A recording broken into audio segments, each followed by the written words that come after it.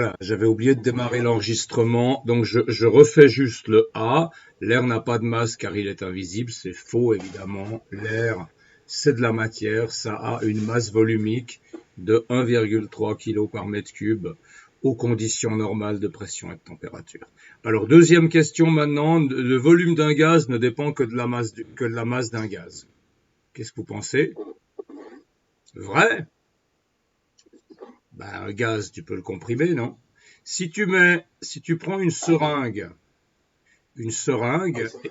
voilà, et dans cette seringue, tu mets une certaine masse de gaz, c'est-à-dire un certain nombre de molécules, et puis maintenant que tu comprimes ton gaz, c'est-à-dire que tu appuies sur le piston de la seringue, et donc le piston descend, ok, ton gaz, il sera comprimé là, mais tu auras la même masse de gaz, ok? Par contre, tu n'auras pas le même volume. Donc la réponse, c'est non, ça dépend aussi de la pression. D'accord? Selon la pression, si la pression est plus élevée, la masse de gaz, elle prendra plus de volume, moins de volume. Si la pression est moins élevée, la masse de gaz prendra plus de volume.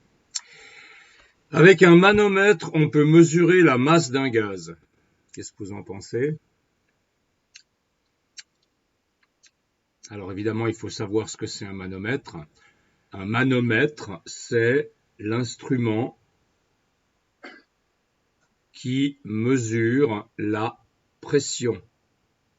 Ok? C'est le nom officiel de l'instrument qui mesure la pression, tout comme le voltmètre mesure les volts, l'ampèremètre mesure les ampères. Le manomètre, il mesure la pression. Mano, c'est une racine grecque, j'imagine, qui doit vouloir dire pression, je ne sais pas très bien. Donc, est-ce que avec un manomètre, on peut mesurer la masse d'un gaz? Non. Le manomètre, il mesure la pression, pas la masse. Ok? La valeur de la pression atmosphérique est voisine de ça. C'est quoi ça? Comment est-ce que vous lisez cette unité? Si je vous demande de la lire en français, qu'est-ce que ça donne? Tu vois pas? Bah, il y a un petit h. C'est quoi le petit h? On l'a vu en IDS. C'est un multiple. Hein? C'est hecto, le petit h. C'est un hectopascal. Et hecto, tu te souviens de combien ça faisait? C'était fois combien? Un hectolitre, c'était combien de litres?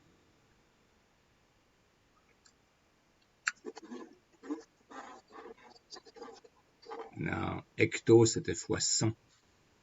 Okay. Un hectolitre, c'est 100 litres. Hecto, c'est fois 100. Et donc, 1 hectopascal, c'est 100 pascal. D'accord? Un hectomètre, c'est 100 mètres, etc. Ok? Donc, un hectopascal, c'est 100 pascal. Et donc, maintenant, si on prend 1000 hectopascal, ça nous fait combien de pascal? Ça nous fait 1000 fois 100 pascal, c'est-à-dire 100 000 pascal, et 100 000 pascal, c'est la pression atmosphérique, donc ça c'est vrai. C'est à peu près la pression atmosphérique. On avait vu au bord de la mer 101 300 en moyenne, mais 100 000 pascal, c'est une bonne valeur approximée pour la pression atmosphérique. Ok? Et puis, les gaz comme les liquides sont incompressibles. Qu'est-ce que vous en pensez? Vrai ou faux? C'est faux. Hein? Les liquides sont effectivement incompressibles, mais les gaz, ils sont compressibles. Vous avez qu'à mettre un gaz dans une seringue, appuyez sur la seringue, un gaz dans un sac, vous appuyez sur le sac. Les gaz sont compressibles. Et pourquoi est-ce que les gaz sont compressibles alors que les liquides ne le sont pas? Si vous vous souvenez du modèle moléculaire qu'on vous a rabâché au cycle, dans les liquides, les molécules, elles se touchent. Et puis, elles sont liées entre eux par des liens faibles. Donc, elles peuvent encore bouger les unes par rapport aux autres. Donc, c'est pour ça que les liquides peuvent couler. Par contre, comme les molécules se touchent, on ne peut pas comprimer encore. Tandis que dans un gaz, les molécules, elles sont comment? Molécules d'un gaz. Elles sont libres. Elles ne sont pas liées les unes aux autres. Elles sont éparpillées. Elles se déplacent dans tous les sens. Et puis, elles subissent de temps en temps des chocs entre elles. Mais comme il y a de l'espace entre les molécules, eh bien, on peut comprimer le gaz. On peut réduire l'espace qui se trouve entre les molécules. OK? Et puis, question F, le baromètre est un manomètre adapté à la mesure de la pression atmosphérique. Vrai, faux? Après, il faut savoir ce que c'est qu'un baromètre. Oui, un baromètre, c'est un instrument qui mesure la pression atmosphérique. Donc ça, c'est vrai. OK? Donc si vous regardez des baromètres sur Google, par exemple, cherchons des baromètres. Je vais juste vous montrer à quoi ça ressemble. Vous avez différents types de baromètres. Le baromètre historique étant le baromètre à mercure qu'on utilisera dans un moment. Je ne sais pas pourquoi là ça m'a rentré baromètre à mercure. Je cherche juste baromètre. Oups. Alors si je regarde les images de baromètre, vous avez différents modèles. Ça, c'est des baromètres courants qu'on installe dans les maisons. C'est pas le baromètre à mercure. Le baromètre à mercure, c'est ce système-là, okay, qu'on va étudier tout à l'heure aujourd'hui. Voilà, ça c'est un baromètre à mercure. Là, vous le voyez bien. Vous voyez ma souris sur l'image? Ok. Donc le baromètre à mercure, vous voyez, c'est une colonne de mercure qui fait à peu près 80 cm de haut.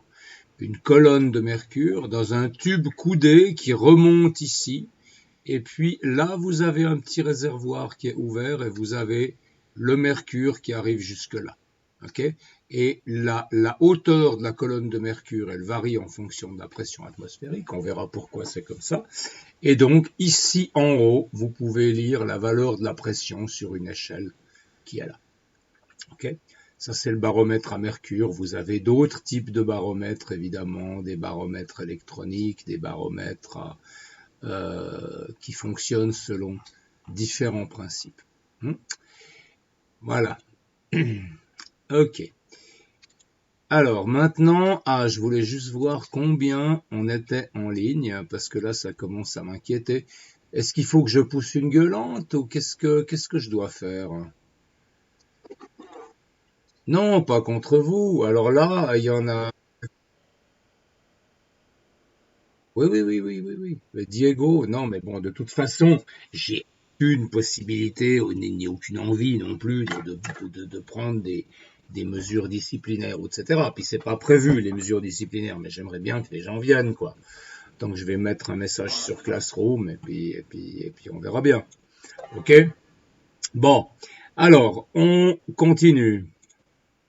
On avait un deuxième exercice qui était maintenant sur la pression atmosphérique. C'est un exercice dans lequel on vous demande principalement d'interpréter ce graphique de la pression atmosphérique. Donc ça, c'est un graphique de la pression en fonction de l'altitude. Et puis comme vous voyez là, la pression, elle diminue avec l'altitude.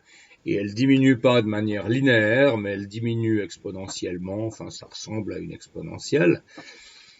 Parce que plus vous montez, comment est-ce que vous interprétez ce graphe? Pourquoi est-ce que la pression atmosphérique diminue quand vous allez en altitude? Vous comprenez ça? Non. La pression atmosphérique, elle est due à quoi? Tu te souviens? La pression atmosphérique, elle est due au poids de l'air qui est au-dessus de nos têtes. Okay? Là, on est sur la Terre. Ici, on a... C'est qui? Cet homme qui parle ou c'est lequel? C'est Diego. Ah oui, c'est Diego. OK. Donc là, on a Diego. OK? pourquoi est-ce que Diego il ressent une pression atmosphérique? Parce que au-dessus de toi, il y a de l'air, d'accord? On appelle ça une colonne d'air. On imagine un cylindre d'air qui est au-dessus de toi, et puis tout ce cylindre d'air, ben, il appuie sur toi. Pourquoi est-ce qu'il appuie sur toi? Parce que cet air-là a une certaine masse, et donc il ressent une force de pesanteur qui est la masse de l'air fois G, ok? Et puis cette force de pesanteur, elle s'exerce là au niveau du sol, sur une certaine surface. Et si on fait le calcul avec la masse de l'air, la force de pesanteur, etc., on l'avait fait une fois, on trouve que la pression ici atmosphérique, donc la force de pesanteur de cet air divisé par la surface, c'est environ 100 000 pascal. Okay? Donc la pression, elle dépend de la quantité d'air qu'il y a au-dessus de nous. Alors maintenant que je t'ai réexpliqué ça, est-ce que tu peux me dire pourquoi quand tu vas au sommet d'une montagne, on va imaginer que tu es au sommet du Mont Blanc, pourquoi est-ce que là, tu as moins de pression? Tu comprends?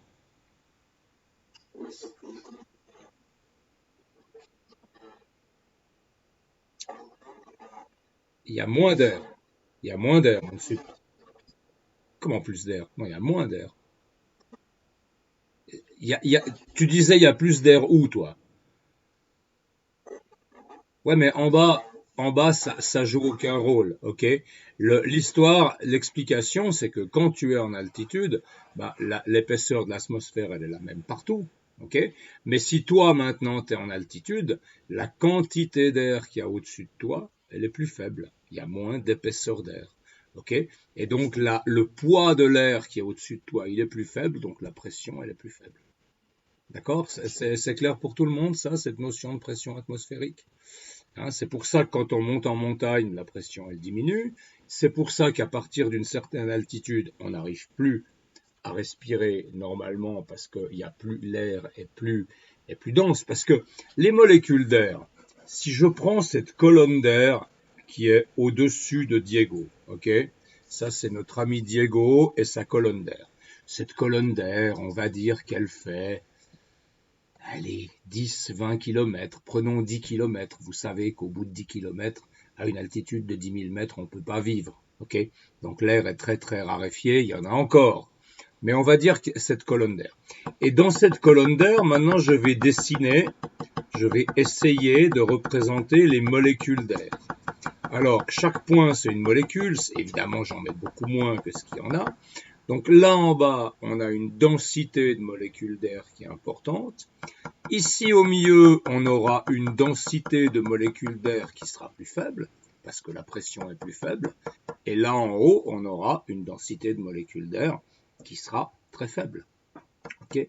Et puis après, vous pouvez continuer ce graphique en augmentant la densité de molécules à mesure que vous arrivez vers le bas. Okay? Et là maintenant, mon dessin il est peut-être plus parlant pour vous.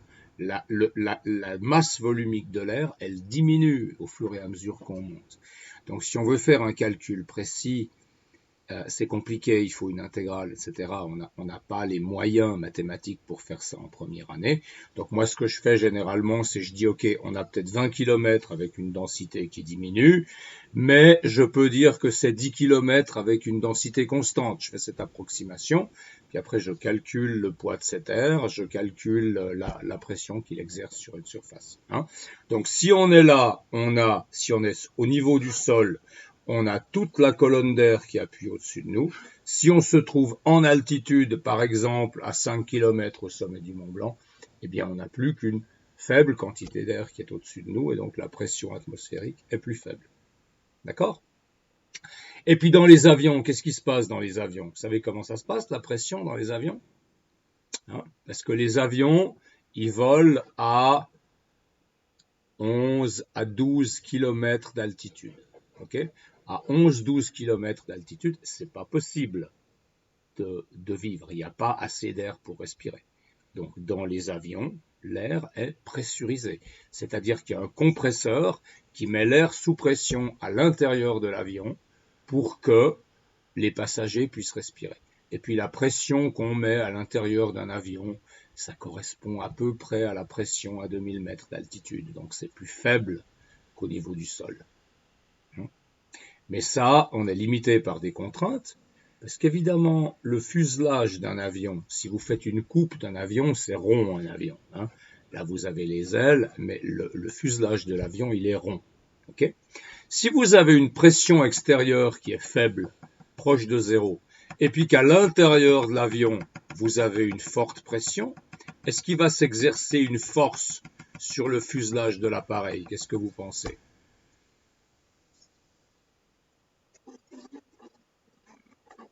La question, c'est l'air est comprimé à l'intérieur de l'avion, la pression est très faible à l'extérieur, est-ce qu'il en résulte une force sur le fuselage de l'avion? Hein? À l'intérieur, on a une pression PI, à l'extérieur, on a une pression PE, qui est beaucoup plus faible. Bon, qu'est-ce qui se passe? La pression intérieure, elle va exercer sur la surface une force importante vers l'extérieur, et puis la pression extérieure, comme elle est faible, elle va exercer une faible pression sur cette surface, et donc la résultante, ce sera une force importante vers l'extérieur. Okay? Donc la pressurisation des avions, elle est possible uniquement si la structure de l'avion est suffisamment solide pour tenir cette différence de pression. Alors on construit les avions en accord avec ça, on fait des fuselages en aluminium qui tiennent la pression. Ceci dit, les nouveaux avions, on les fait en carbone. Les fuselages de l'A350, par exemple, d'Airbus, c'est du carbone. Le carbone est beaucoup plus rigide et beaucoup plus solide, donc il résiste beaucoup mieux à la pression. Ça fait que dans un A350, vous avez une pression qui est la même qu'au bord de la mer, alors que dans un avion de plus ancienne génération, vous aurez une pression qui est la même qu'en montagne. Elle sera un peu plus faible. Et le problème que ça pose, c'est par exemple pour les gens qui sont cardiaques, qui sont pas censés voler en avion si la pression est trop faible. Mais dans un A350, ils pourront voler parce que la pression, ce sera la pression au niveau de la mer. Qu'est-ce que je vous apprends comme truc, hein? C'est incroyable. Bon, allez. Ce qui me fait plaisir, c'est que vous avez l'air passionné, avec 3 élèves qui viennent suivre. Il y en a d'autres qui sont arrivés ou pas? Moi, je vois pas à l'écran, là. Vous êtes combien, là? Vous êtes toujours 3? Ouais, mais bon, il faut pas arriver. Ouais, vous êtes... Ah, il y a Gentrit qui est arrivé. Ça va, Gentrit? Ouais, j'imagine que t'avais pas fini ton dessert, quoi. Il faut quand même venir un peu plus, quoi. Allez, Gentrit, il est là. Et puis... puis il y a Wassim. Il y a Wassim. Alors, on est bien s'il y a Wassim. Hein? Non, mais je me moquais de toi parce que t'es arrivé en retard, c'est tout. Pas méchant. Mais vous êtes tous en retard, et puis en plus, il n'y a pas la moitié de la classe, alors évidemment. Mais c'est moins bruyant que quand on était à l'école. Ça a quand même des avantages. Allez, on continue, parce que là, je suis en train de beaucoup parler, et on va pas y arriver si je continue comme ça. Alors, vous avez donc ce graphique de la pression en fonction de l'altitude. Vous voyez que au niveau de la mer, c'est-à-dire à 0 mètre d'altitude, la pression elle est un poil au-dessus de 100. Brigitte? Oui, je sais, mais c'est la caméra. Les caméras, on n'en trouve plus dans les magasins. Donc là, c'en est une que j'ai trouvée d'occasion. Et elle est autofocus, mais c'est un vieux machin. Puis l'autofocus, il fait ce qu'il peut, quoi. Si c'est flou, c'est parce que la caméra n'arrive pas à focaliser. Alors, le graphique de dire. Donc, quelle est la pression atmosphérique à une altitude de 4000 mètres? Comment vous faites ça? Hein? Vous cherchez 4000. Tu peux me dire quelle est la pression à 4000 mètres? Qui c'est qui parle? C'était qui? C'était Diego ou Wassim ou n'importe qui? Comment vous arrivez à lire ce graphique? Hein? Vous vous mettez. C'est combien?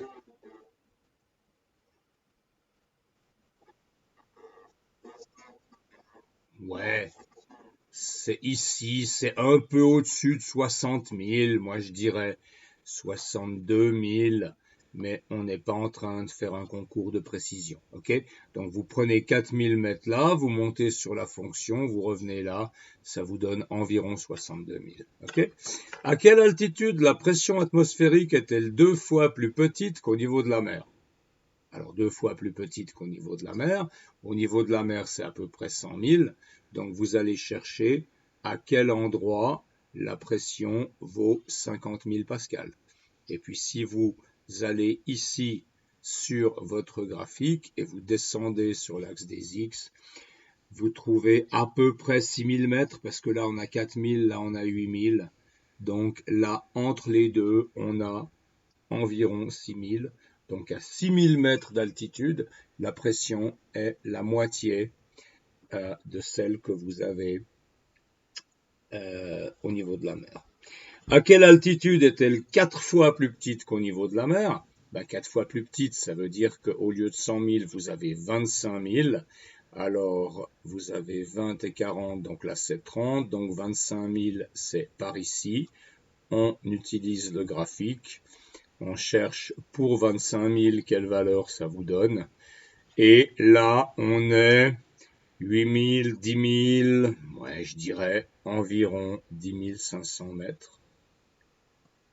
Ok, à 10 500 mètres, c'est un quart au niveau du niveau de la mer. Et puis 8 fois plus petite, eh ben alors il faut chercher non pas 25 000, mais 12 500, 12 500, ça va être par là. On va être autour de 15 000 mètres. C'est de toute façon pas très précise graphique. Hein. Vous voyez qu'au sommet de l'Everest, l'Everest c'est ici, ok? L'Everest c'est 8800 et quelques mètres. Vous voyez qu'au sommet de l'Everest, on n'a que 30 000 pascal de pression. Donc on a moins d'un tiers de la pression au bord de la mer. C'est pour ça que si vous montez à l'Everest, eh bien il faut soit vous devez être très entraîné et vous montez sans oxygène, ça c'est un peu la tendance moderne. Pour les vrais alpinistes, hein, ceux qui sont vraiment des alpinistes. Et puis l'autre tendance à l'Everest, c'est de faire du fric, c'est-à-dire de faire monter des clients qui payent cher.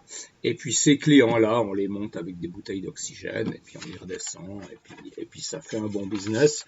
Malheureusement, il y a des accidents.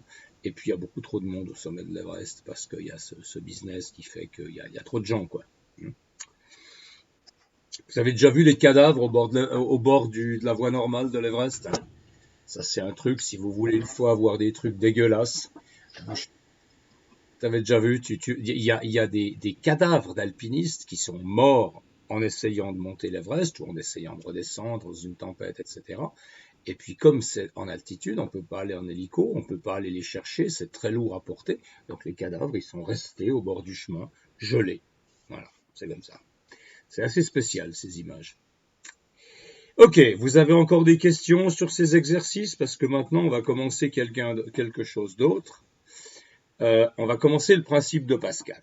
Le principe de Pascal, c'est un principe qui va vous dire des choses sur la pression dans un liquide à la même profondeur. Okay? Mais on va d'abord faire une expérience. Alors cette expérience, on va la faire en pensée parce que j'ai pas ce truc ici, sinon on l'a en classe, ce machin-là. Qu'est-ce que c'est que ce machin? C'est une pièce en verre avec ici un récipient qui est assez grand, et puis vous avez des tuyaux comme ça qui sont fixés sur le récipient à différentes hauteurs. D'accord? Alors, la première chose qu'on va faire, c'est tout simplement remplir ce récipient d'eau. Eh bien, si je remplis ce récipient d'eau, si je mets de l'eau jusqu'à ce niveau-là, dans les tuyaux, vous pensez que l'eau va arriver à quel niveau? Qu'est-ce que vous diriez? Hein, ça, bon, on l'avait déjà vu. Vous pensez qu'elle va arriver où dans les tuyaux, l'eau? Intuitivement, vous savez ça, vous êtes déjà amusé avec de l'eau. Non? Oh, On la met là, on la met n'importe où, l'eau. Et ce que je dis, c'est que si le niveau d'eau dans le grand récipient est là, où est-ce qu'il sera dans les tuyaux? Bah, il sera au même niveau. Hein, parce que quand vous avez des systèmes de vases communicants, le niveau de l'eau est le même dans tous les vases. Ça, c'est une chose dont on a déjà discuté. Quand le niveau de l'eau dans un système de vases communicants ne dépend pas de la forme des vases, et tous les vases se trouvent au même niveau. Okay? Donc ça, c'est notre situation de départ. On a ces tuyaux qui sont remplis d'eau, et tous les tuyaux sont au même niveau. Maintenant, on met au-dessus de ce système une poire. Une poire, vous savez, c'est un de ces trucs mous en caoutchouc. Souvent, c'est orange, c'est machin, puis on appuie dessus, et puis ça pousse de l'air vers le bas. Vous voyez ce que je veux dire par une poire? Ok. Alors, si j'appuie ici, si j'envoie de l'air là-dedans, eh bien, le niveau de l'eau, il va descendre. Ok? On va dire que donc on a la même quantité d'eau que là, mais maintenant, comme on a injecté de l'air, le niveau d'eau dans le grand réservoir là, il descend. Ce que je vous demande, c'est ce que donnera le niveau d'eau dans les 4 tuyaux. Qu'est-ce que vous en pensez? Les 4 tuyaux, ils vont tous monter de la même manière, ils vont pas tous monter de la même manière. En fait, si je vous faisais l'expérience, parce que là, je vous pose une question théorique sur une expérience, donc c'est pas terrible. Si je vous fais l'expérience, ce qu'on va constater, c'est que l'eau, elle monte de la même manière à la même hauteur dans chacun des tuyaux. Okay? Et maintenant, on va essayer d'interpréter ça et de le comprendre. Ok? Qu'est-ce qui s'est passé quand j'ai appuyé sur la poire? Qu'est-ce qui s'est passé? À l'intérieur, ici, j'ai rajouté une certaine pression. D'accord? En appuyant là-dessus, j'ai créé de la pression, j'ai ajouté cette pression, ça a fait descendre le niveau, mais ici, les niveaux, ils sont montés les 4 à la même hauteur. S'ils sont montés à la même hauteur, ça veut dire que la même différence de pression a été transmise ici, elle a été transmise ici, elle a été transmise ici et elle a été transmise là. Les 4 tuyaux ont ressenti la même augmentation de pression. Donc ça, c'est une expérience qui vous montre que si vous augmentez la pression, si vous changez la pression à un endroit d'un circuit d'eau, eh bien, la pression, elle va changer partout dans le circuit d'eau de la même manière. C'est ça que veut dire l'expérience. Et vous avez ça qui est résumé dans la phrase d'en bas.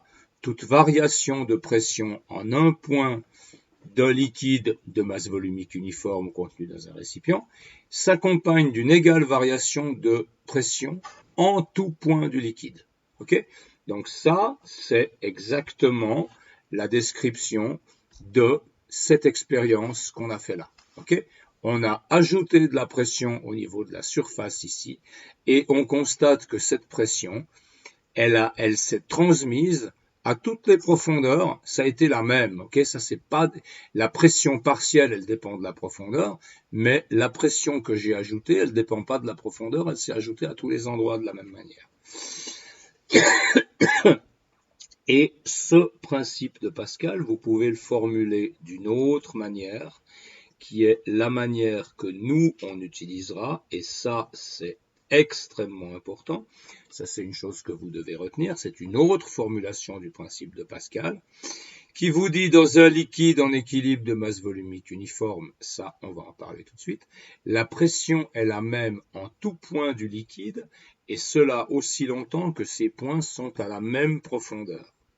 Donc, de cela, retenez une chose, même profondeur, ça veut dire même pression. Ok? Si vous êtes à la même profondeur, eh bien tous les points qui sont à la même profondeur auront la même pression. Ok? Donc tous les points qui sont là auront la même pression, tous les points qui sont là auront la même pression, tous les points qui sont là auront la même pression, etc. Ok? Ça semble normal, d'ailleurs, puisque là, vous savez que la pression partielle dans un liquide, elle dépend que de la profondeur. Ok? Donc si vous êtes à la même profondeur dans deux liquides différents, dans le même liquide, mais avec des formes de récipients différentes, vous aurez la même pression. Alors faites très attention quand même aux conditions. C'est dans un liquide, ok? Ça, c'est uniquement si vous êtes dans le même liquide. Si vous avez deux liquides différents qui ne se mélangent pas, vous ne pouvez pas dire que vous avez la même pression à la même profondeur, ok? Donc, dans un seul liquide, et il faut que ce liquide soit de masse volumique uniforme, c'est-à-dire qu'il faut que le liquide ait partout la même masse volumique. Évidemment, si la masse volumique change, les choses vont changer. En pratique, ça n'arrivera jamais qu'on ait des changements de masse volumique. Ok? Donc maintenant, je vais vous poser 2-3 petites questions là-dessus pour voir si vous avez compris. Alors, je vais prendre un tube en U. Tube en U, c'est un truc qu'on va beaucoup utiliser à partir de maintenant. Je prends un tube en U. Dans ce tube en U, je mets de l'eau. Ok? Maintenant, ma question, c'est est-ce que la pression ici est égale à la pression là? Qu'est-ce que vous pensez? Oui, ok? C'est une application directe du principe de Pascal. On est à la même profondeur H des deux côtés par rapport au niveau du liquide. Donc, en ces deux points, la pression est la même, tout comme en ces deux points, par exemple, parce que eux aussi sont à la même hauteur, tout comme en tous ces points-là. Ok? La pression, elle sera partout la même. D'accord? Maintenant, je vais vous faire un autre dessin. Ça, c'est un tube en U dans lequel on a mis d'un côté de l'eau. Donc ici, on a de l'eau. Et puis, de l'autre côté, on a mis de l'huile. Alors, on étudiera ça tout à l'heure. Vous verrez que le tube dans lequel il y a de l'huile, il est plus haut. Dans ce cas-là, on n'a plus la même hauteur parce que c'est plus le même liquide. Ok? Alors maintenant, j'aimerais que vous me disiez, en ces deux points-là, est-ce que j'ai la même pression? Ça, c'est l'eau. Est-ce qu'en ces deux points-là, j'ai la même pression? Allô, allô? Hein? Pourquoi non? Pourquoi non? Parce qu'ils sont quoi? Ils n'ont pas la même hauteur. Alors, ah, c'est peut-être moi qui ai mal dessiné. Ça là. Ceux-là, ils ont la même pression. Maintenant, je prends une autre profondeur là. Ces deux points-là, ils ont la même pression. Ok. Maintenant, je me mets au niveau là du sommet de l'eau. Est-ce que ces deux points-là ont la même pression? Ok. Et maintenant, je me mets ici. Est-ce que ces deux points-là ont la même pression? Non, exactement. Là, ils n'ont pas la même pression parce que d'un côté, c'est de l'eau, de l'autre côté, c'est de l'huile. Okay? Donc, le point le plus élevé où on peut dire que la pression est la même, c'est le point là, au sommet de l'eau. Mais dès qu'on rentre dans l'huile, c'est fini, on ne peut plus rien dire avec le principe de Pascal, parce que le principe de Pascal, c'est dans un même liquide, à la même hauteur, à la même profondeur, on a la même pression. D'accord? Ok? Alors ça va nous servir pour beaucoup de choses. Ok? Et ça va nous servir notamment pour l'histoire du tube en U. Alors d'abord, il y a un petit exercice.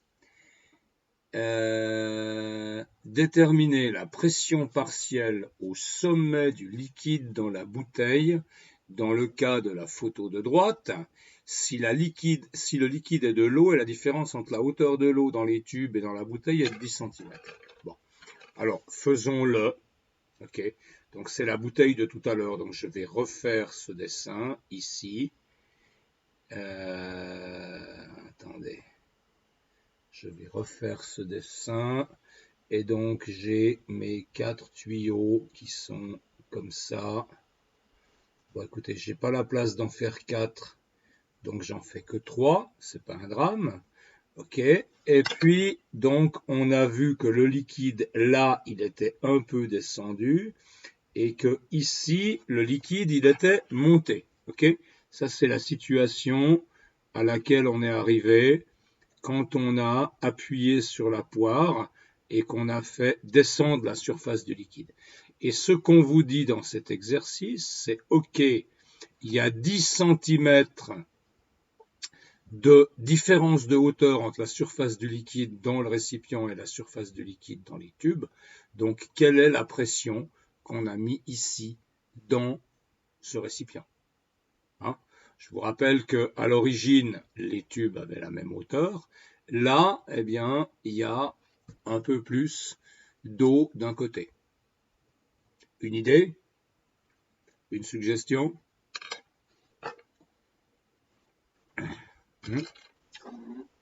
Vous avez un équilibre, hein? Il y a un équilibre entre la force qui est exercée par la pression ici, et puis, qu'est-ce qu'on a de l'autre côté, hein? On a une colonne de liquide, on a ici 10 cm de liquide qui compense la pression qu'on a appliquée à la surface du liquide avec la poire. Ok? Donc là, la pression à la surface ici, la pression supplémentaire, c'est la même pression que la pression qu'il faut pour faire monter l'eau de 10 cm. D'accord? Donc on va calculer la pression partielle de 10 cm d'eau. Alors la pression partielle de 10 cm d'eau, c'est le ρO fois G fois la hauteur. Et puis on va l'approximer parce que je suis flemmard. Donc le ρ de l'eau, c'est 1000 kg par mètre cube. Le G, on l'approxime à 10. La hauteur, c'est 10 cm, donc 0,1 mètre. Et puis 10 fois 1000, ça fait 10 000, fois 0,1, ça fait 1000. Donc ça vous donne 1000 pascal. Okay.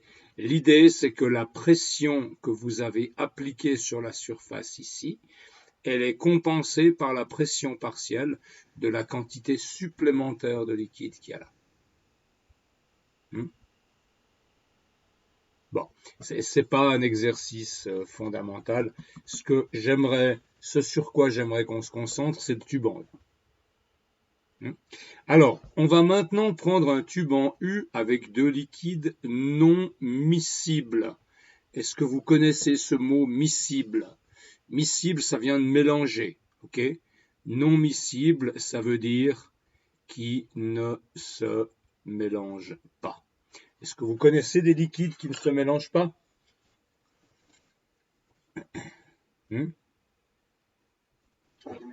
L'huile et l'eau, ok? Donc, non, l'huile, ça se mélange pas avec l'eau, ok? Donc, quand on fait des expériences avec des liquides non miscibles, ce sera souvent de l'huile et de l'eau, parce que ce sont les liquides les plus courants qu'on a qui se mélangent pas. Ok? Ok. Vous avez un tube en U. Ok? Dans ce tube en U, vous avez d'un côté de l'eau, de l'autre côté autre chose. Par exemple, de l'huile. Ok? Alors, comment je sais que l'huile c'est ça et l'eau c'est ça et pas le contraire? Vous avez une idée? Pourquoi est-ce que je dis que l'huile est là? Pourquoi est-ce que je dis pas que l'eau est là et l'huile est là? Pardon, vous avez parlé les deux en même temps? Ouais, mais dis-moi ça précisément, hein? Pourquoi est-ce que l'huile est plus haut là? L'huile, c'est plus léger. Donc, il faut plus d'huile ici pour compenser la pression donnée par cette quantité-là d'eau. Ok? Ici, qu'est-ce que j'ai fait dans cet exercice? J'ai appliqué le principe de Pascal. Le principe de Pascal, il me dit que la pression est la même à la même profondeur dans le même liquide. Mais ici, ce liquide-là, c'est l'huile, là, c'est l'eau. Donc, l'endroit le plus haut où je peux appliquer le principe de Pascal, c'est ici. Là, j'applique le principe de Pascal parce que là, je suis dans l'eau, puis là, je suis dans l'eau. Enfin, je suis à l'interface entre l'eau et l'huile, mais je suis encore dans l'eau. OK? Et donc, la pression à cet endroit-là est égale à la pression à cet endroit-là, par le principe de Pascal. À cet endroit-là est égal à cet endroit-là. OK? Mais maintenant, au-dessus de cet endroit où on applique le principe de Pascal, d'un côté, on a une petite quantité d'eau, ok, et de l'autre côté, on a une plus grande. Évidemment, si je prends du rouge avec un bouchon vert dessus, ça ne marche pas. De l'autre côté, on a une plus grande hauteur d'huile. Comment vous expliquez ça en termes simples? Hein? C'est que l'huile a une masse volumique plus faible.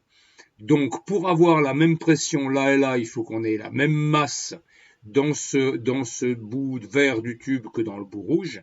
Mais pour avoir la même masse avec une substance qui a une masse volumique plus faible, il faut plus de volume. Ok? Donc, autrement dit, la masse d'eau qui est ici doit être égale à la masse d'huile qui est là en rouge. Hein? Alors, vous pouvez raisonner sur les masses si vous voulez, mais nous, on raisonne sur les pressions. Donc, on va maintenant appliquer le principe de Pascal, ok, et on va écrire la conclusion du principe de Pascal en équation. Ok? Donc, on va écrire la pression ici et on va écrire la pression là. La pression ici, vous connaissez la pression. La définition de la pression, c'est que la pression totale, c'est la pression partielle, donc la pression due à cette eau-là, plus la pression atmosphérique qui s'exerce là-haut.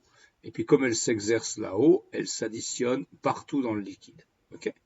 Donc la pression ici, c'est ρ1 GH1, où ρ1 est la masse volumique de ce liquide de l'eau, G c'est la constante de la gravitation, et H1 c'est cette hauteur-là, plus la pression à la surface 1 qui est la pression atmosphérique. D'accord? De l'autre côté, qu'est-ce qu'on a? Eh bien, la pression totale, c'est la pression partielle de la colonne de liquide qui est là, c'est-à-dire ρ2, la masse volumique de ce liquide, fois G fois H2, la hauteur, plus la pression à la surface 2. Ok? Mais maintenant, à la surface 1 et à la surface 2, pour quelques centimètres de hauteur de différence, on peut négliger les différences de pression atmosphérique. C'est clair que la pression atmosphérique, théoriquement, elle est poil plus faible ici que là parce qu'on est plus haut. Mais c'est pas des différences qui sont même mesurables. Ok, la différence de pression atmosphérique sur 2 cm de différence. Donc, vous voyez que la pression à la surface 1, c'est égal à la pression à la surface 2, c'est égal à la pression atmosphérique. Donc, puisque c'est égal, on peut éliminer ces pressions à la surface de l'équation. Et donc, on se retrouve avec cette équation-là qui vous dit... Vous avez ρ1 GH1 égale ρ2 GH2. Le G s'élimine aussi. Ça veut dire que si vous faites l'expérience sur la Lune, elle donnera la même chose, parce que vous avez le même G des deux côtés. Et donc pour finir, vous avez ρ1 H1 égale ρ2 H2. C'est-à-dire la masse volumique du liquide 1 fois la hauteur 1 est égale à la masse volumique du liquide 2 fois la hauteur 2. D'accord ? Ok ? Alors, est-ce que on va faire l'exercice suivant. Ok, l'exercice suivant, et c'est directement un exercice d'application de de cette histoire de tube en U, ok, on a un tube en U de 1 cm² de section. Ok, ça veut dire que la surface de l'ouverture du tube là, ça c'est 1 cm². D'accord? Et puis, on vous dit que vous avez 24 cm³ d'eau et 12 cm³ d'huile.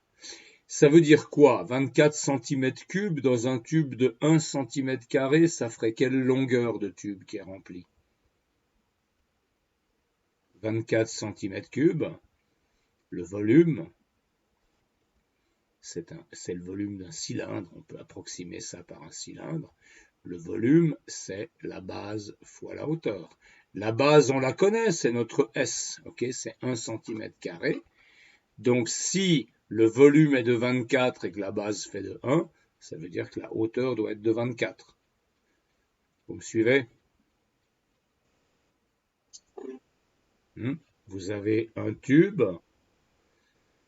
Si vous voulez mettre 24 cm³ d'huile dans un tube de 1 cm² de section, eh bien, votre tube, il devra faire 24 cm de long. On est d'accord? Donc, vous faites 24 cm de long fois 1 cm² de surface, ça vous donne 24 cm3. Ok? Donc, ici, je vais mettre quelque chose qui va faire 24 cm de long. Alors d'accord, on tourne dans le tube, mais quand on tourne, finalement, on perd d'un côté, on gagne de l'autre, donc ça revient un peu au même. Donc ici, je vais prendre une longueur de 24 cm avec de l'eau. Ici, je l'ai peut-être fait un poil haut, je vais le redescendre un tout petit peu. Ok, donc tout ça, c'est de l'eau. Ok. Et puis ensuite, on vous dit qu'on a 12 cm³ d'huile. Alors 12 cm³ d'huile, eh bien, par le même raisonnement, ça vous fait une hauteur ici de 12 cm. Et donc, ça, c'est rempli d'huile. Alors de nouveau, j'ai fait l'huile plus haut que l'eau, parce que je sais que ce sera plus lourd. Je sais que l'huile a une masse volumique plus faible, donc ce sera plus haut ici. Hein? Bon. Et alors, on a fait le schéma et on vous demande quelle est la hauteur H2 de l'huile. Comment est-ce que vous pourriez faire ça? Hein? La hauteur H2, ah oui, la hauteur H2, c'est la hauteur d'huile. Donc ça, on l'a déjà calculé. On a dit que H2, c'était 12 cm. OK?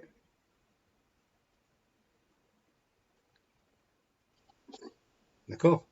Maintenant, comment est-ce qu'on pourrait calculer la différence H2 moins H1 séparant les surfaces supérieures des deux liquides? Alors ça, il faut réfléchir un petit peu. Hein? Comment est-ce qu'on pourrait faire pour déterminer la hauteur H1? Alors déjà, H1, c'est quoi H1? H1, eh bien, c'est la hauteur par rapport à ce niveau-là. H1, c'est ça. Ok? On va dire que à ce niveau-là, on peut appliquer le principe de Pascal. Donc la pression ici est égale à la pression ici. La pression ici est égale à la pression ici. Si la pression ici est égale à la pression ici, ça veut dire que la pression partielle de ça doit être égale à la pression partielle de ça. Comme on connaît la hauteur et la masse volumique ici, on peut calculer la hauteur là. D'accord? Vous voyez, vous comprenez le raisonnement? Hein? Je me suis mis au niveau entre l'huile et l'eau. J'ai appliqué le principe de Pascal. Je vais le faire là sur la feuille. Ok? J'ai appliqué le principe de Pascal et j'ai appliqué ce qui est là. Ça me dit que ρ1H1 est égal à ρ2H2. Hein? ρ1H1, c'est ce côté-là, et ρ2H2, c'est ce côté-là. Et nous, on cherche H1. Donc, comment est-ce qu'on fait pour chercher H1? Eh ben, on l'isole. Hein? Donc, H1, ce sera égal à ρ2 sur ρ1 fois H2. D'accord? Et puis maintenant, il faut que je mette dedans les ρ. Le ρ2, c'est le ρ de l'huile. Alors le ρ de l'huile, on vous le donne là, c'est 840 kg par mètre cube. L'huile est plus léger que l'eau, c'est pour ça qu'il flotte. Et puis, ou qu'elle flotte, je crois que c'est féminin l'huile. Et puis ρ1, c'est la masse volumique de l'eau, c'est 998. Et ça, c'est fois H2. H2, c'est 12. H2, la hauteur d'huile, c'est 12. Ok? Alors, si je fais 840 sur 998, ce sera plus petit que 1, donc ça va me donner moins que 12. J'ai donc 840 divisé par 998, ça fait 0,48 fois 12, ça nous donne environ 10,1 cm. Vous voyez que cette relation, à cause du fait que les masses volumiques sont différentes, elle nous a dit que la hauteur H1 de ce côté-là est de 10,1 cm quand la hauteur H2 est 12. Okay? Et maintenant, si on cherche le delta H, c'est ce qu'on vous demandait, ok? La différence, alors le delta H, c'est H2 moins H1. Eh bien, H2, c'est 12, moins H1, 10,1. Ça fait 1,9 cm de différence entre les deux côtés du tube. Et effectivement, si vous remplissez un tube avec de l'eau et de l'huile, eh bien, vous verrez que les hauteurs dans les tubes ne sont pas les mêmes. Alors après, il y a des préparateurs vicieux dans les écoles qui s'amusent à faire des tubes en U,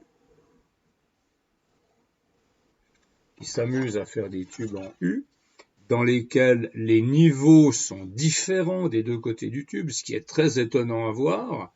Simplement, ce qu'ils font, c'est que d'un côté, ils mettent de l'huile, mais une huile qui est parfaitement transparente. Cette huile ne se mélange pas avec l'eau, mais on ne voit pas la différence entre l'huile et l'eau parce que les deux sont transparents. Vous pouvez prendre de l'huile de paraffine, par exemple.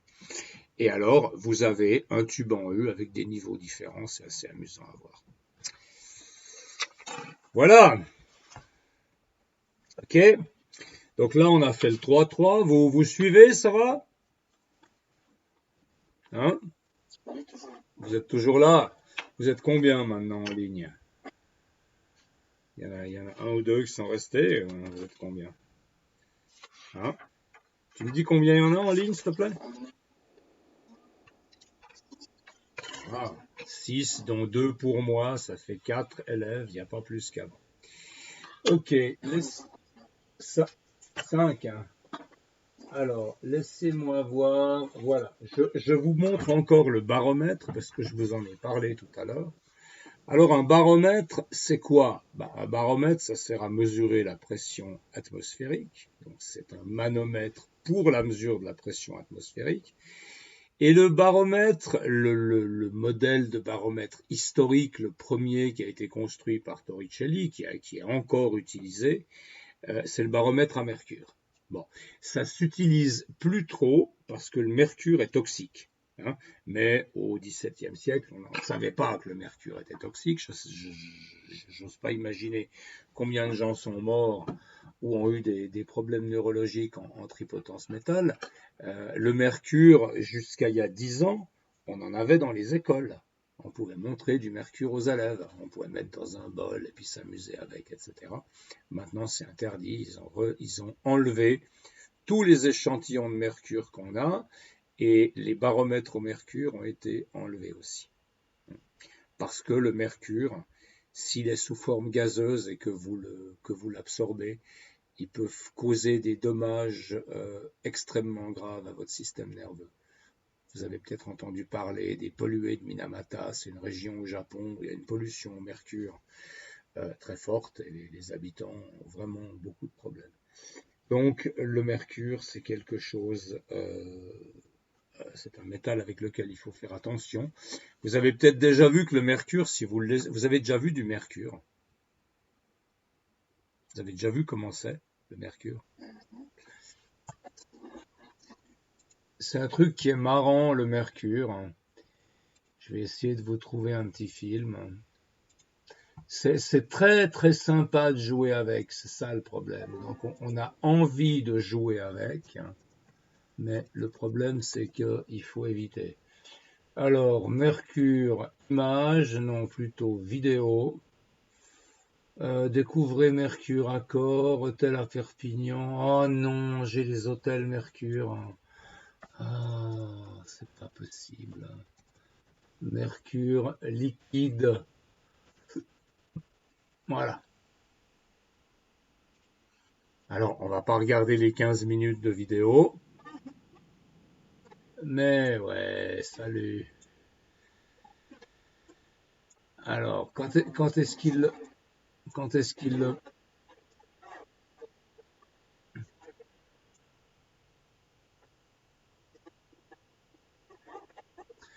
vous voyez comment ça se comporte, le mercure? C'est un truc qui forme des boules, ça a une tension de surface extrêmement forte, mais là on n'en voit pas beaucoup dans son récipient. Euh, ouais, on s'est un peu fait avoir, quoi. Il montre pas beaucoup de mercure, ce gars. Bon, on va essayer une autre vidéo, par contre il a mis des gants et tout, c'est magnifique. Alors là, c'est peut-être plus sérieux.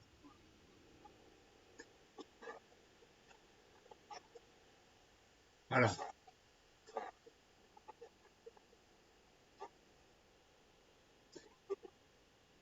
Vous voyez, c'est un liquide qui n'est absolument pas mouillant, ça reste pas sur sa main, ok? Et c'est extrêmement lourd. C'est pas pour rien qu'il met pas sa main profond. C'est parce qu'il y a une poussée d'Archimède qui est très forte.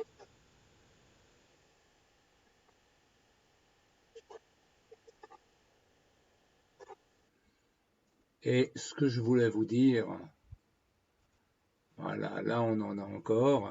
Ce que je voulais vous dire surtout à propos du mercure, c'est faites attention, ne le ramassez jamais avec l'aspirateur. C'est un truc que je dis à toutes mes classes. Si vous faites tomber du mercure chez vous, si vous cassez un thermomètre, vous verrez que ça fera des petites bulles, des petites boules par terre. Ne ramassez surtout pas ces petites boules avec l'aspirateur parce que ça va vaporiser le mercure et là, vous allez vraiment vous intoxiquer. Alors là, vous avez un film qui vous montre des modes vibratoires dans une goutte de mercure quand vous soumettez cette goutte à des ondes sonores, je pense. Oui, c'est ça.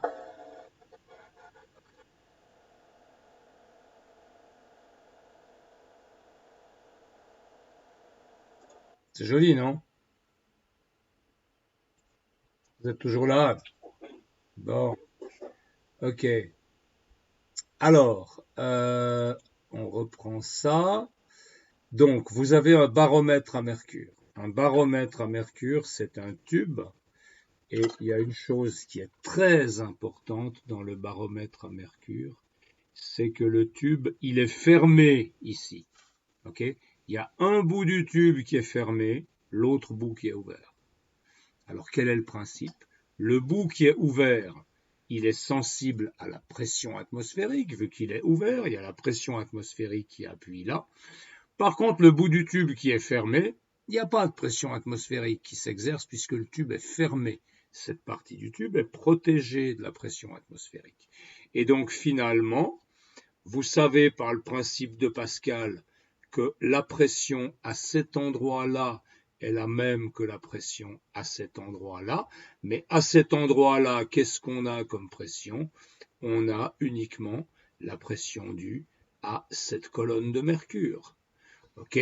Donc la pression atmosphérique ici va être égale à la pression partielle de la colonne de mercure. Si la pression atmosphérique augmente, la hauteur de la colonne de mercure va augmenter. Si la pression atmosphérique diminue, la hauteur de la colonne de mercure va diminuer. Et ici, en haut, on a une échelle qui nous permet de lire la pression atmosphérique en fonction de la position de la colonne de mercure. Vous avez compris comment ça marche? C'est un appareil qui ressent la pression atmosphérique, qui compense cette pression atmosphérique par une pression partielle dans un tube. Et quand la pression atmosphérique varie, la hauteur de liquide dans le tube varie et on lit les variations là et ça donne une lecture de la pression. Alors, je vous en ai montré tout à l'heure des baromètres à mercure, mais je vais vous en montrer encore maintenant. Baromètre à mercure. Vous en avez peut-être chez vous. Vous en avez chez vous des baromètres comme ça vous dit quelque chose? Non. Si vous en avez chez vous, il faut faire un peu attention, il faudrait les éliminer, ces trucs. Alors là, où est-ce que je vais prendre un exemple? Voilà, ça c'est le baromètre entier, c'est celui que je vous avais montré tout à l'heure. Donc vous avez le tube en U qui est fermé là-haut. Ici, vous avez la zone où on lit la valeur de la pression. Puis après, vous avez le reste du tube. La hauteur de ce tube, c'est environ 80 cm, on verra pourquoi. Et là, vous avez le U. Et ici, vous avez un petit réservoir qui contient du mercure. Mais ce petit réservoir, attendez, je vais essayer de l'agrandir, celle-là. Ah, là là là là là là. C'est un site de vente. Bon, écoutez, je peux pas l'agrandir, ça marche pas. Donc voilà. Ah, on a plusieurs photos.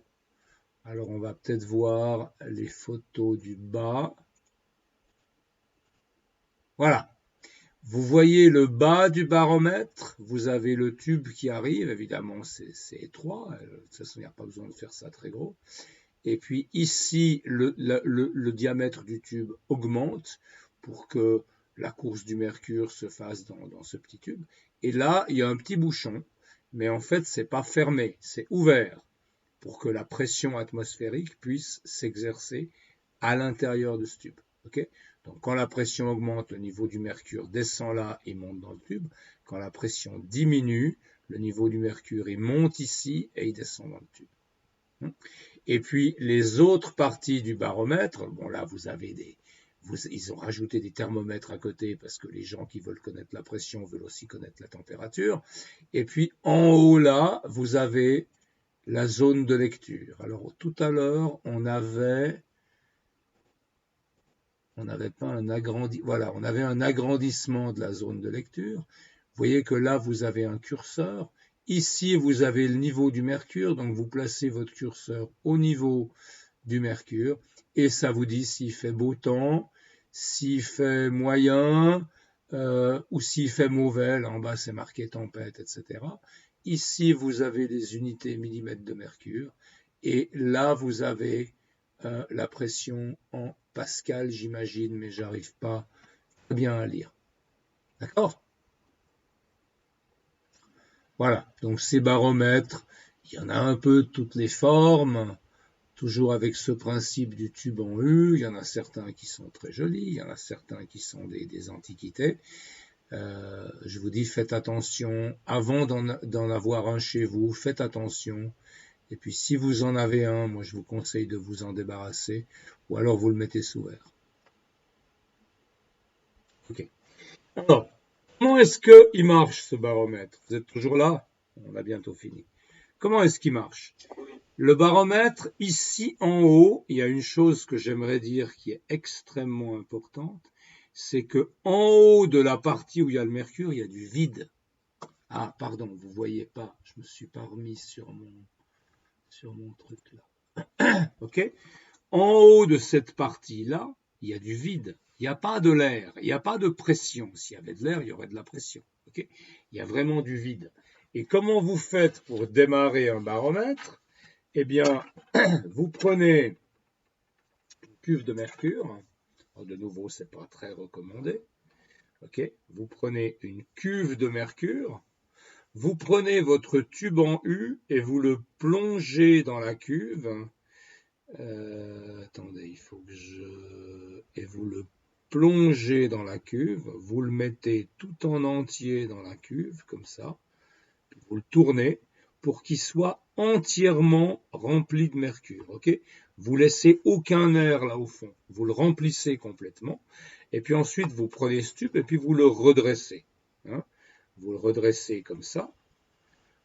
Toujours le tube est enfermé. Alors qu'est-ce qui va se passer? Le niveau du mercure, il va descendre un peu jusqu'à ce que la pression partielle de la colonne du mercure soit égalisée avec la pression atmosphérique. Et donc le mercure, il est descendu depuis le bout du tube, mais je vous rappelle qu'on n'avait pas mis d'air là-dedans. Donc ici, vous avez vraiment du vide. Vous avez un vide parfait, en fait. Il y a sûrement un gaz de mercure qui est dedans, mais il n'y a pas d'air, ça c'est sûr. Okay, parce que les molécules d'air, elles ne peuvent pas entrer là-dedans. D'accord? Voilà. Alors, comment ça marche? Eh bien, on fait l'équilibre des pressions. On applique le principe de Pascal des deux côtés. Okay? D'un côté, on a la pression atmosphérique. C'est ici. Okay? Là, on a le mercure qui est ouvert sur l'air ambiant. Donc, c'est la pression atmosphérique. Et de l'autre côté, quelle est la pression qui compense la pression atmosphérique? C'est la pression partielle de cette colonne de mercure qui vaut ρ fois G fois H. Et donc, en mesurant la hauteur, connaissant ρ, connaissant G, on peut calculer la pression atmosphérique. Ok? Alors, on peut regarder maintenant. Vous avez, si on reprend cette équation-là, ok, P atmosphérique égale ρ GH. Voyons quelle hauteur de mercure ça nous fait. Donc là, il faut que je prenne le ρ du mercure. Hg, c'est le symbole chimique du mercure. Ok? Et maintenant, j'aimerais calculer quelle hauteur ça me fait quand j'ai une pression atmosphérique moyenne. La hauteur, c'est donc la pression atmosphérique divisé par le ρ du mercure fois G. D'accord? La pression atmosphérique, vous vous en souvenez au bord de la mer, combien c'est? Hein? Allô, allô? 101 300. Tu sais, Diego, si tu veux t'en souvenir, il faut que tu aies envie de t'en souvenir. Okay? Si tu n'as pas envie de t'en souvenir, ça va être difficile. Alors, 101 300 divisé par la masse volumique du mercure qui est de 13 600, ça aussi ça fait un peu partie de la culture générale, avec un G qui vaut 9,81 parce que maintenant j'aimerais faire un calcul précis. Combien ça donne? 101 300 divisé par 13 600 divisé par 9,81. Ça me donne 0,759 mètres. Ok? Autrement dit, ça fait à peu près, j'arrondis, ça fait à peu près 76 cm. Ok? Donc, quand la pression est la pression moyenne au bord de la mer, 101 300, la colonne de mercure, elle fait 76 cm. Et c'est pour ça que je vous disais que le tube, il fait environ 80 cm de long. Et puis, évidemment, si la pression est plus faible, la hauteur sera plus faible. Si la pression est plus forte, la hauteur sera plus forte. Et en lisant la hauteur, on peut donc déterminer la pression. Voilà, je vais m'arrêter là pour aujourd'hui. Je vous demande pour la prochaine fois de faire l'exercice 3-4 qui consiste à appliquer le même principe du baromètre, mais à calculer quelle serait la hauteur de cette colonne-là si on faisait un baromètre avec de l'eau au lieu de le faire avec du mercure. Alors évidemment, ça vous donnera une colonne beaucoup plus haute parce que l'eau a une masse volumique beaucoup plus faible. Donc vous pouvez très bien faire un baromètre avec de l'eau. Par contre, vous pourrez pas l'installer dans votre salon. Il faudra que vous l'installiez au rez-de-chaussée et puis que vous alliez lire la valeur au 2e étage, en gros. Hein, mais je vous laisse faire l'exercice. Voilà, vous avez des questions? Allô, allô? Vous n'avez pas de questions? Je suis un peu désolé parce que c'est des cours un peu solitaires comme ça quand on n'a pas beaucoup d'élèves. Mais moi j'y peux pas grand-chose si personne vient. Là vous êtes combien maintenant Qui c'est qui est arrivé? Tom, Raphaël, il est arrivé? Il n'était pas là, Raphaël, au début, si. Où est-ce qu'il est, Raphaël? Raphaël, non, il n'était pas là au début. Mais ce serait quand même cool si vous vous connectiez à l'heure, et puis si on pouvait faire le cours tranquillement, quoi. Parce que bon, c'est des choses dont vous aurez quand même besoin l'année prochaine. Hein. Même si vous n'êtes pas noté cette année, la vie continue, l'école continue, et puis c'est cumulatif tout ça, donc il faut quand même les faire, ces choses-là. Bon, voilà. Alors je vous laisse, 19,5 pour la prochaine fois. Je vais mettre la vidéo en ligne pour ceux qui n'étaient pas là. Et puis on se voit la semaine prochaine. Ok? Salut Diego. Au revoir les autres, je vous entends pas. Salut. Alors, tac.